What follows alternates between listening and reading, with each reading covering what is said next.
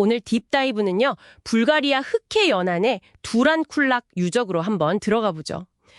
자료 보니까 유럽의 트로이, 호수 도시 이렇게도 불리더라고요. 네, 아주 흥미로운 유적지입니다. 선사시대 연구에서 정말 중요한 곳이죠. 이번 탐구 목표는 그러니까 기원전 한 5,000년경, 지금부터 거의 7,000년 전인데요. 이때 이 두란쿨락에서 어떻게 유럽 최초라고 할 만한 그런 기념비적인 석조 건축물이랑 또 복잡한 사회 구조가 나타났는지 그 핵심을 좀 파악해 보는 겁니다. 특히 하만지아, 바르나 문화 시기가 중요하다고 하셨죠? 맞습니다. 그 두 시기가 이 유적의 특징을 가장 잘 보여주죠. 자, 그럼 그 크섬 이야기부터 시작해 볼까요? 두란쿨락 호수 안에 있는 섬, 이게 아주 독특해요. 네, 그 지리적 위치가 핵심입니다. 일단 섬이니까 뭐랄까 자연적인 방어에 유리했겠죠. 그렇죠. 외부 침입이 좀 어려웠겠네요. 네, 그리고 주변에 호수랑 습지가 있으니까 식량 자원도 풍부했을 거고요.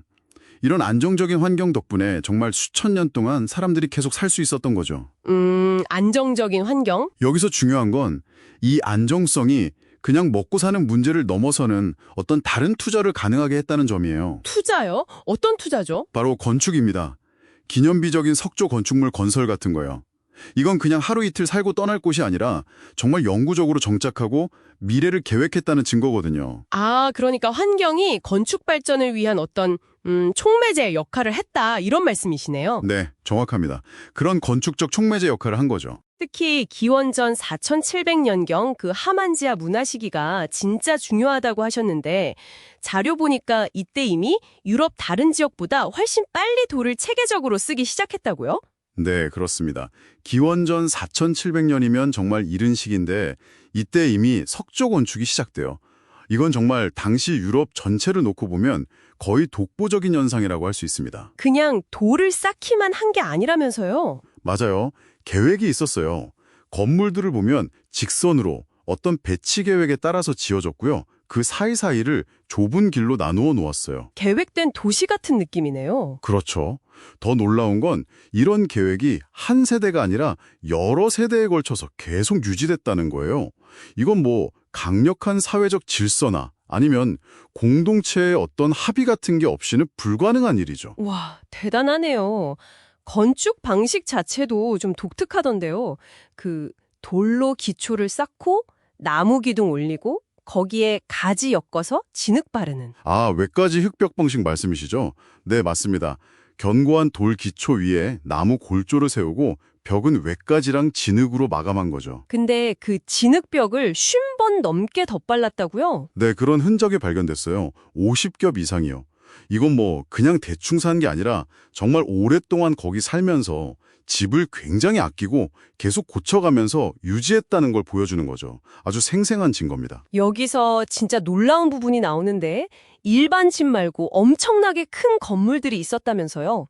150에서 200제곱미터가 넘는다고요? 네, 그 기념비적 건물들이 아주 중요합니다. 크기가 어마어마해요. 일부는 심지어 2층 구조였을 가능성도 제기되는데 그러면 최대 400제곱미터에 달했을 수도 있다는 거죠. 400제곱미터요?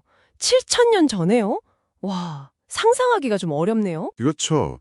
그 규모나 또 마을 중앙에 위치했다는 점, 그리고 같이 발견된 유물들을 보면 이건 그냥 일반 주거 공간은 아니었을 겁니다. 그럼 뭐였을까요? 아마도 당시 사회를 이끌던 어떤 집의 엘리트의 거주지였거나 아니면 마을 사람들이 모이는 공공 집회 장소 또는 중요한 종교 의식을 행하는 제2공간이었을 가능성이 높죠. 아, 건축물 자체가 어떤 사회적 지위나 권력을 보여주는 수단이었다는 거군요. 바로 그겁니다.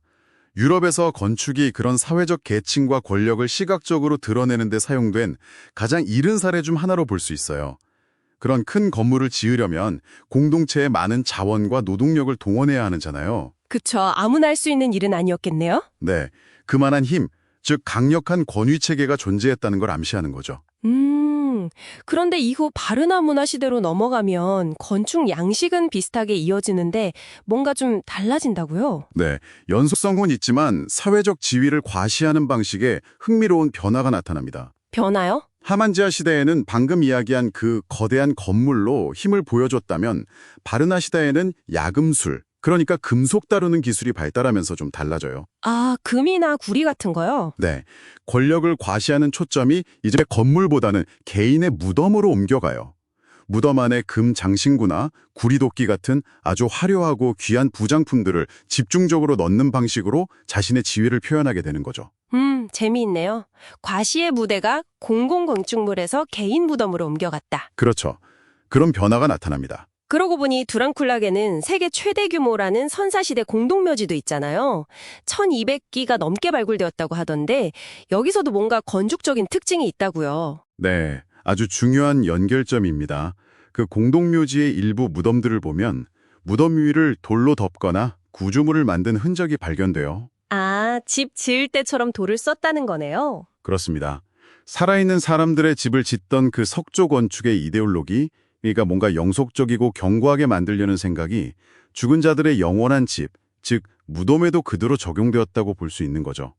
삶과 죽음 모두에 어떤 영속성을 부여하려 했던 그들의 신념 체계를 엿볼 수 있는 부분입니다. 자, 그럼 이 모든 걸 종합해보면 두랑쿨락이 우리에게 말해주는 건 뭘까요? 두랑쿨락은 기원전 5000년기라는 정말 이른 시기에 이미 상당히 체계적인 도시 계획과 기념비적인 석조 건축을 보여줬다는 점에서 그 당시 다른 유럽 지역과는 비교가 안 될 정도로 독보적이었다는 겁니다. 독보적이었다. 네, 여기서 중요한 건 문명의 발전이라는 게 항상 우리가 생각하는 것처럼 순서대로 차근차근 진행되는 것만은 아니라는 거죠.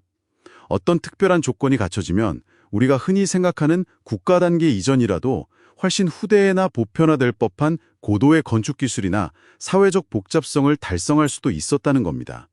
이걸 설명하는 개념이 지역화된 조숙성이에요. 지역화된 조숙성. 특정 지역에서 시대를 앞서 나간 발전이라는 거군요. 네, 맞습니다. 두랑쿨락의 바로 그 강력한 증거 중 하나죠. 오늘 딥다이브를 통해서 두랑쿨락이 그냥 오래된 정착지가 아니라 정말 놀라울 정도로 계획적이고 혁신적인 건축기술과 복잡한 사회 시스템을 갖춘 초기 유럽 문명의 중요한 중심지 중 하나라는 걸 확인할 수 있었습니다. 그런데 말이죠. 여기서 한 가지 더 깊이 생각해 볼 만한 질문이 남습니다. 이토록 놀라운 발전이 왜 하필 이곳 두랑쿨락이라는 특정 지역에 국한되어서 나타났다가 결국에는 더 넓게 퍼지지 못하고 사라졌을까 하는 점입니다. 아, 그러네요. 왜 거기서만 그렇게 발전했을까? 네, 오늘 당신께서 한번 곱씹어 볼 질문입니다. 과연 어떤 조건들이 선사시대에 이런 고립된 혁신의 불꽃을 피어올리고 또 시간이 지나면서 사그라들게 만드는 걸까요? 이건 선사시대 발전의 다양한 경로에 대해서 우리가 더 탐구해 볼 가치가 있는 아주 흥미로운 지점이라고 생각합니다.